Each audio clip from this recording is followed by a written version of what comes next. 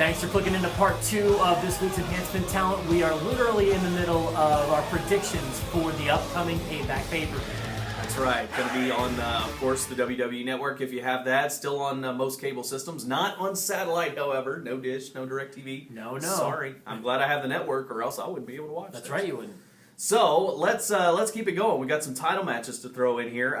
These are some things that they're a bit different. I mean, yes, we did see this match last pay-per-view, but I like the mid-card titles being featured. I think that's a good thing. Bad News Barrett defending the Intercontinental Championship against RVD Rob Van Dam. This one is very, very easy for me to predict. This will be a Bad News Barrett retention if I've ever seen one. He'll retain the title. Yeah, absolutely. I agree with that 100%. I think RVD is he's definitely a different person than he was in the past, but I like him in this role. I think RVD does well in this role. I would much rather see him playing the role of the guy that people love to see do the flashy moves, but does get beat and is almost an enhancement talent himself. I would rather see him do that than Kofi Kingston. RVD kind of has that Ric Flair spot in that his win-loss record does not matter. Right. He can win one day, and I mean he could lose the title tomorrow, lose the match tomorrow, and then win the world title on Monday. It's RVD. He can go all over the place. Yeah, I like the role he's in right now. I think more guys should be used that way. I think Christian, is kind of in that role now. If he comes back and doesn't retire, I think he's good in that role as well. Bad News Barrett is on fire. Yeah. And it'd be silly to take the title off him. And one more thing I want to say about this match is that I've enjoyed kind of what they're doing. Like, they kind of spend a month building to a feud. Like, there was a tournament leading up to Extreme Rules. And then they had the, even though I just think it's stupid, the beat the clock gimmick. Oh, I hate that gimmick. For RVD. But I like that they're kind of keeping people reminded that it's there and putting a focus on it. I like that. Yeah, very cool. And then we move up to the United States Championship as Sheamus faces Cesaro for the title. This one I'm not so happy about. I don't really enjoy this. I mean, I think they'll put on a good match, but I don't like either outcome. Put it that way. Well, I'll tell you this. I don't think this match has enough steam behind it. I'd like to see Cesaro win it, but I think that they might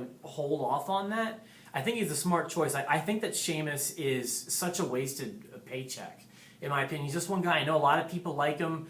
I don't care to see him work. I don't care to see him in the ring. I don't have any real memories or joys of watching him wrestle. Cesaro's the opposite. Cesaro's the future. I'd love to see him win. Wouldn't surprise me if he loses, though.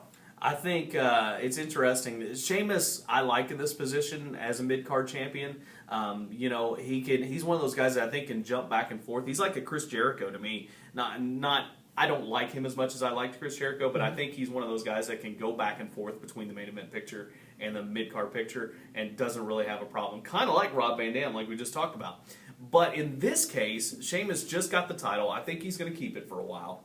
That's what I think, and I think he should keep it for a while. So I don't really want to see Cesaro beat him for it, but at the same time, I don't want to see Cesaro lose this either because that really stops his steam. Yeah. So I don't really know. I think the crowd's going to be very pro Cesaro being in Chicago, and I think even having Paul Heyman there, as his manager, it hasn't really.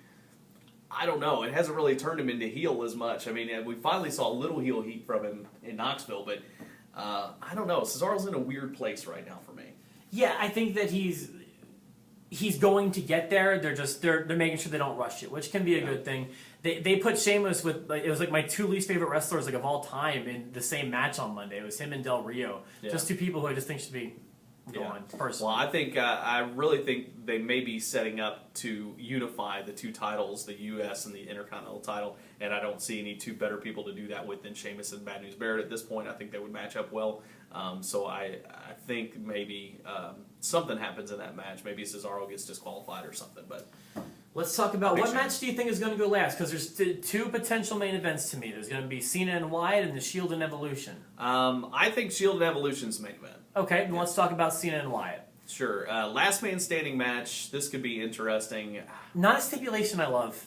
No. I don't like these stipulations. Because you can't have one of those like, bam, the match is over. It's, you've got to have a 10 count. And it always leads to like spots in the crowd and just big weapon shots that never look good.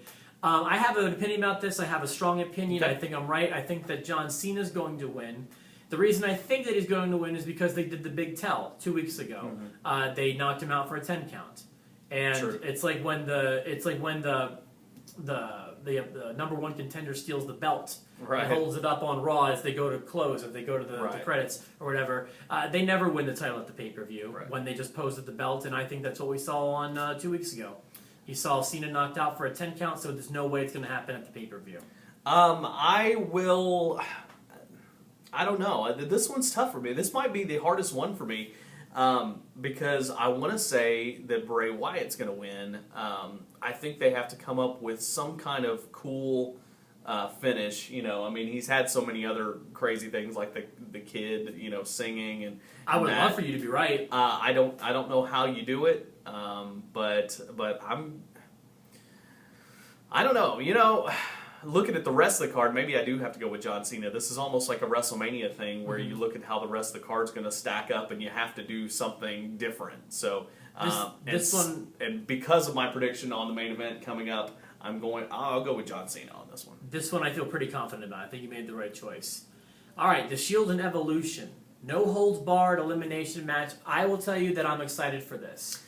I am too. And let me go ahead and say this is something that's been in my mind. Again, the far-fetched things with the Shield have, we've talked about breakups, we've talked about what can happen, and it's been in my mind for a long time, and I really haven't talked about it, and no, I don't know if it's going to happen or not. If I don't say it and it happens, nobody will ever believe me. Okay. So, I've seen a flaw in Evolution, and that is that Evolution's not the same group that it was not because Ric Flair's not there, but because you've got guys that are all established. Correct. The point of Evolution was to have top make guys, stars. past, present, future. You know what I mean?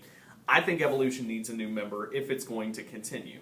Maybe it won't, but even with Batista and Randy Orton together, even if Triple H is not an active member, I think they need a new member. Now, what better member than one member of the Shield? And it could really be any of them.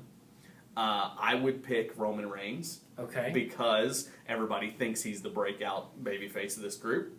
What a swerve that would be for him to join Evolution, and he would fit in that group, I think, as a heel. Okay. So maybe that's what happens to cause the elimination match to break down and Evolution win. Okay, I disagree with you on this one, and that's not crazy what you're talking about. There's a few reasons that I feel this way. Number one is Batista is taking a little bit of time off, if I'm not mistaken, to promote Guardians of the Galaxy. So I think that they may book around that. I also feel like this is one of those moments. I love the elimination stipulation. It makes me much more excited for the match, knowing that there's going to be at least 3 falls. Or 3 falls. This is a time where someone in the Shield, likely Roman Reigns, is going to come back from a 3-on-1, I think, is the way that one's going to get him. But if I'm going to put my money on somebody, this time I'm going with the Shield, even though it would make sense for Evolution to get their win back with the timing and the stipulation. I think that it's going to favor the Shield. I will also throw this in here, and this is something I just read. The WWE magazine, which does anybody even read that anymore now with everything? What's a magazine? It still exists, believe it or not. And for years, the WWE magazine always, had a little bit of leeway into putting things that were happening in the storyline before they actually happened. Mm-hmm. They weren't always right. Things change. But Scoop interesting. Interesting, yeah, that's right. And interesting, Vic Venom. Remember that was? Sure.